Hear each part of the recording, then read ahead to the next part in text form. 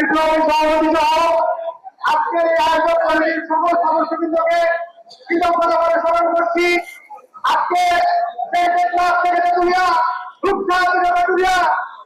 আমাদের বাংলাদেশের সমস্ত নাগরিক বৃন্দকে একত্রিত করে আজকের এই মহাসমাবেশকে পরিণত করার জন্য আপনারা যে ভূয়সী পদক্ষেপ গ্রহণ করেছে আপনাদের লক্ষ্যশীল আমার সমস্ত ছাড়া।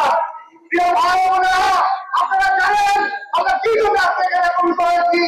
আমরা একটা স্বাধীন সমর্থন দপ্তরকে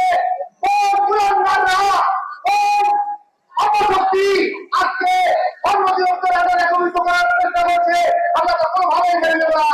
বাংলাদেশ আত্মগোপনের মহোদয়, সম্মানিত বাংলাদেশের নীতিনির্ধারকদের কাছে তিনি তো আহ্বান জানাচ্ছি, আপনারা দেখে যান বাংলাদেশের স্বাস্থ্য দিকে ব্যক্তিমান লক্ষ্য আজকে শাহবাগের এই এসে সমবেত হয়েছে। আমরা রোগীর পাশে থাকতে করি। আমরা দুই দিন পর আমাদের অধিকার আদায়ের জন্য এই রাজপথে এসে দাঁড়াবো। আপনাদের কাছে বিনীত আহ্বান, আপনারা চন্দ্র মাসে আমাদের যে আশ্বাস দিয়েছিলেন যে আমাদের ক্রিয়ার আমরা আগামী ডিসেম্বরের মধ্যে সম্পন্ন হবে, কিন্তু 14 মাস পেরিয়ে যাওয়ার পরেও আমরা সেই একই নির্লক্ষ্য দেখতে পাচ্ছি। আমাদের বারবার ঘুরানো হচ্ছে। আমাদের একজন স্বতন্ত্র অধিদপ্তরকে আরেকটা অধিদপ্তরের একত্রিত করার চেষ্টা করছে। আমরা রাষ্ট্রপতি কোনোভাবে মেনে নেব না। আপনারা জানেন এর আগে সংস্কার আন্দোলনের সময় বিগত 1 বছর আমরা শান্তিপূর্ণ আন্দোলন করেছি। আপনারা আমাদের রাস্তায় নামাবেন না। আপনাদের কাছে পায়ে বলুন, আপনারা রাস্তা থেকে রাস্তায় নামাবেন না।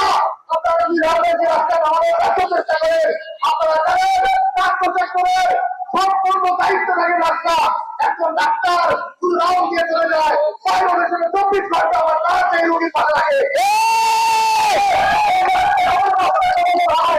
স্বাস্থ্য সেক্টরকে মুক্তি মুখে আপনারা ফেলে দেবেন, আসার জন্য দায়ী থাকবেন আপনারা।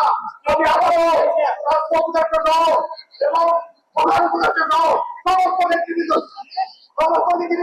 কাছে বিনীত অনুরোধ আছি, আপনারা চাই আমাদের শান্তিপূর্ণ ভাবে আমাদের দিয়ে দিন।